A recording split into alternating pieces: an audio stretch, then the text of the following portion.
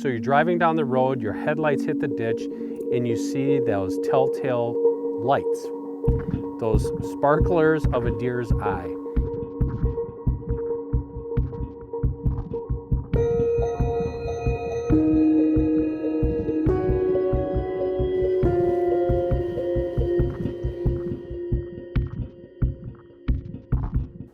We know deer can see better than humans, but how much better? This is Deer and Deer Hunting TV.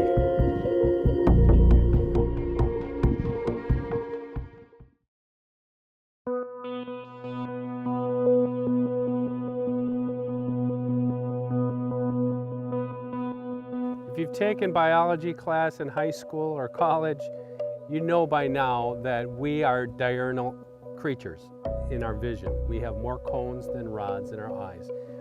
Interestingly, white-tailed deer are the same. However, the big difference is they have twice as many rods as we do. So break it down. Cones allow us to see color and detail, and rods allow us to see during low light conditions. That makes a lot of sense when you think about a deer, because one thing that's always amazed me is how can a white-tailed deer, which can run 35 miles an hour, just take off and run through the woods and not get jabbed with sticks and twigs and who knows what else. We know that happens, but that structure of their eyeball, the number of rods in there, is what allows them to do it. So you're driving down the road, your headlights hit the ditch, and you see those telltale lights, those sparklers of a deer's eye. And you see them with raccoons, you see them with other animals. Why is that? It doesn't happen with our eyes. There's a thing, if you go back into biology class, it's called the tapedum lucidum.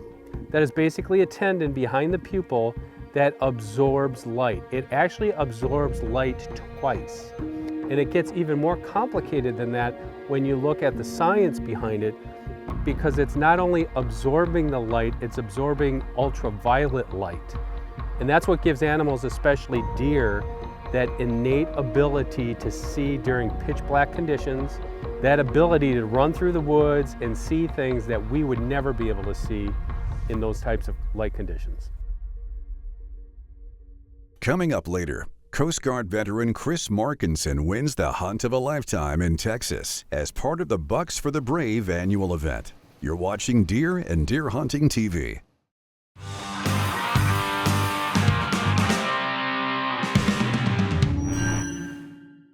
There's nothing more enjoyable than building your own arrows for bow hunting. I'm going to show you how to do that right now. So this year I got myself some of the new Axis 4mm match grade hunting arrows. They're micro diameter 4mm. They're thin, which means they're light. The fletchings are already installed, as are the micro nocks. So what I'm going to do is an important thing. A lot of guys, if you have your own saw, you might have made this mistake like I have. On the 6.5s, the mistake that I always would make in the past is you measure that arrow and then you say, oh, I'm all ready to go. Not when you're using outserts. An outsert is what it sounds like. It's an outsert that goes into the arrow and it stops right there. It doesn't go in like an insert, flush to the end of the vein. So the difference there, and I measured this, it's 1.25 inches. So as they say, as a good carpenter, my dad always would say, measure twice, cut once. I want to do that with these, and I want to make sure that I'm building these right from the start.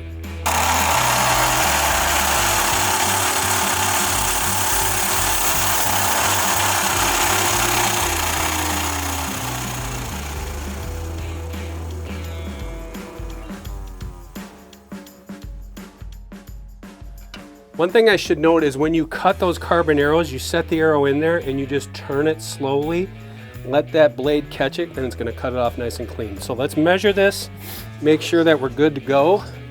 Find my old arrow, and this should be 1.25 inches difference from end to end. That's the important thing to remember. And we are right there.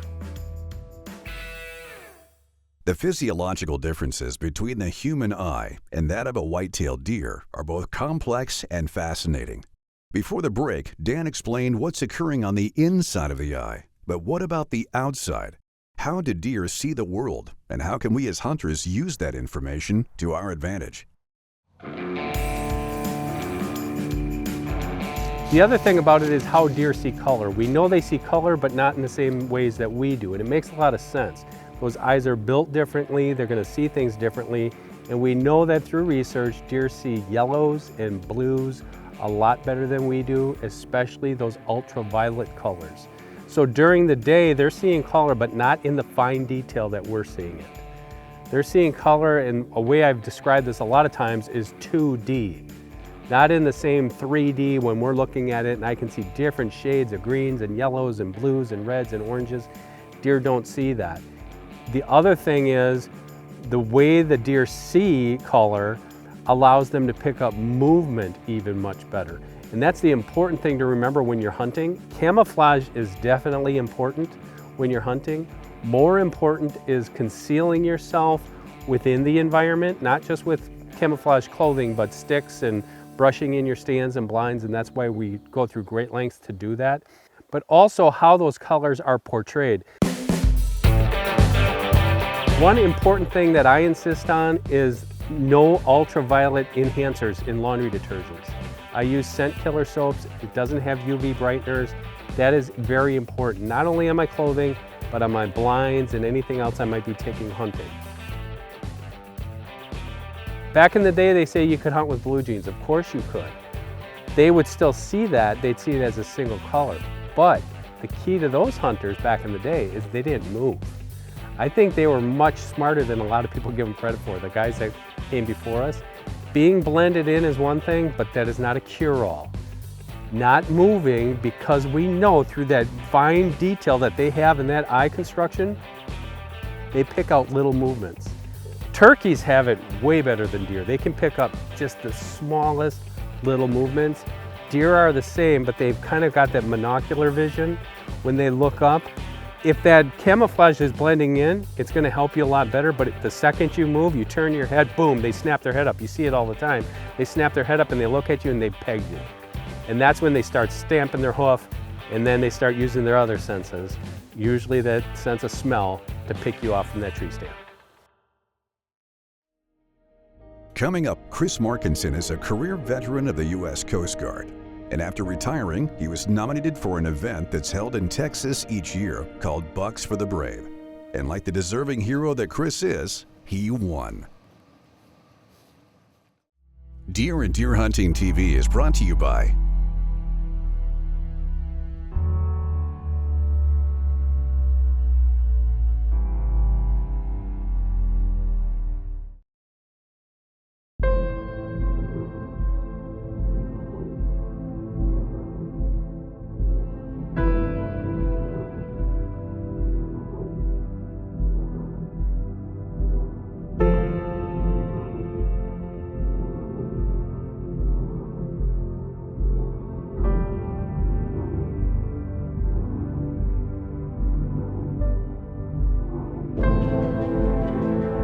My name is Chris Markinson.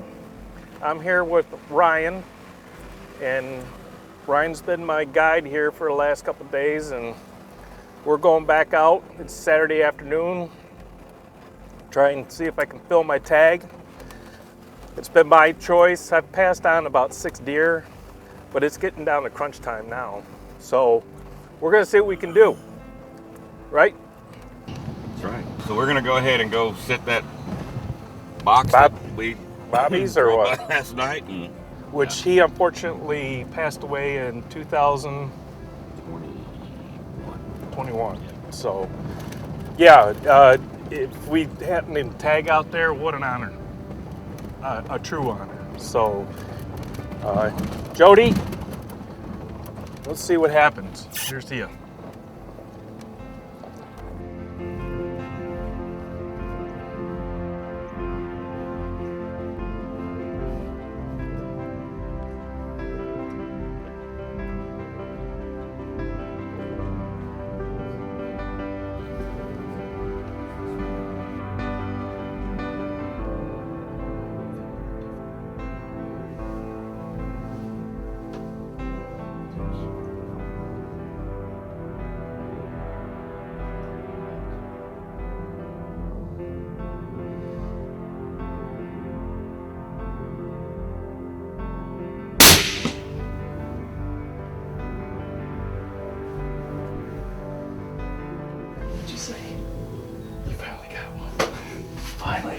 1 out of 3.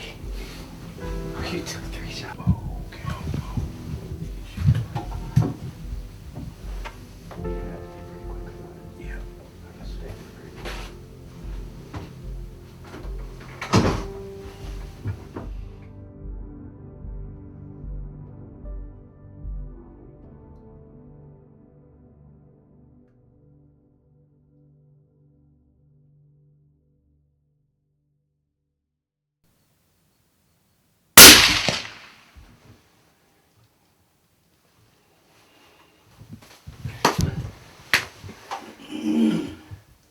Give him about 10 minutes. And we'll go take. Yeah! Yeah! Woo! Yeah! I think that's gonna count as the biggest out. Yes! Yeah, baby! Yeah. That's awesome, dude. Oh. The good news is, 2 of them Fireball. together. Oh, all right. I'll do that with you. All right. You won? Hell yeah. With us? Take some fireball. Good. Hell yeah. Hell yeah. Oh, yeah. He ain't far. Oh. We like that. I don't know that you have to go through there if you don't want to. There he is. There he is, laying right there. Let's go on this side. Yeah. Yeah! Yeah! All right! Yeah. Oh, yeah. Oh, yeah. Look at that shot for you. Perfect, dude.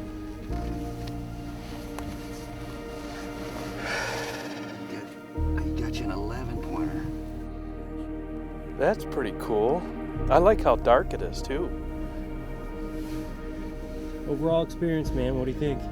Oh, yeah. Well, I thought maybe I was biting off a little more than I could chew, to be honest, but I was okay if I didn't leave with a deer in that.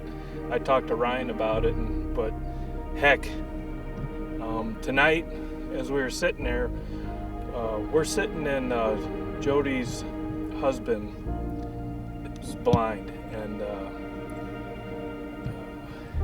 it's very, I guess this is very a great memory for me, and I hope Ryan.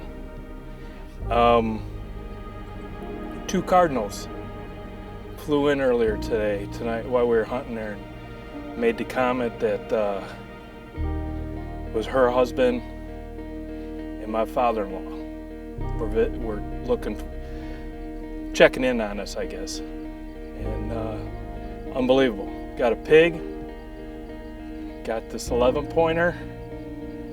It all came together, and we fly out tomorrow. What an incredible hunt. Ryan, thanks. I appreciate it so much.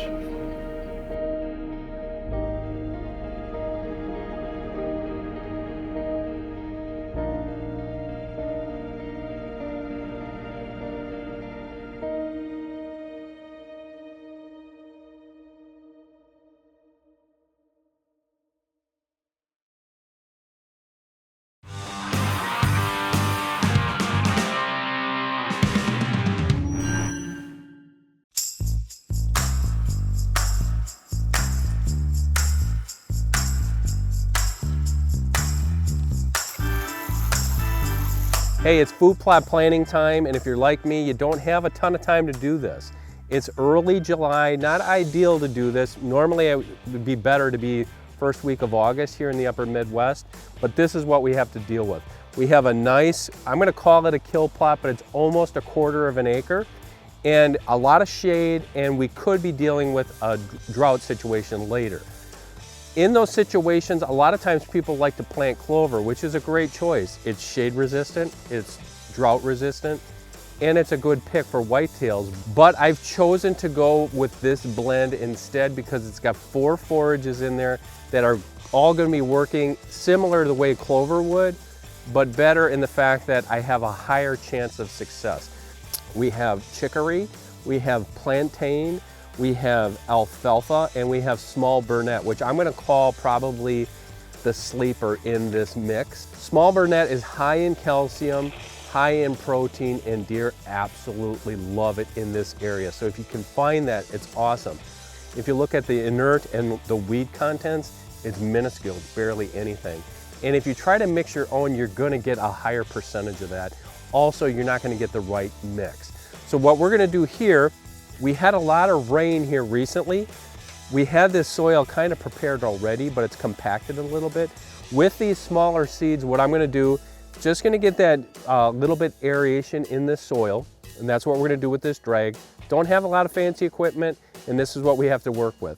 So I'm gonna get the seed in there. It's gonna allow the seed to get onto the top of the ground. Now you could come in there with a cultipacker. That would be ideal. You can come in there with a roller, even better, to get that seed nice contact with the soil, or we could just drag it again. That's what we're gonna do. So what we're gonna do is we're gonna drag the field first, we're gonna seed it, and then we're gonna drag it again, probably do some crisscrossing to get good seed to soil contact, and then just a little bit more rain, and we're gonna have this food plot ready to go.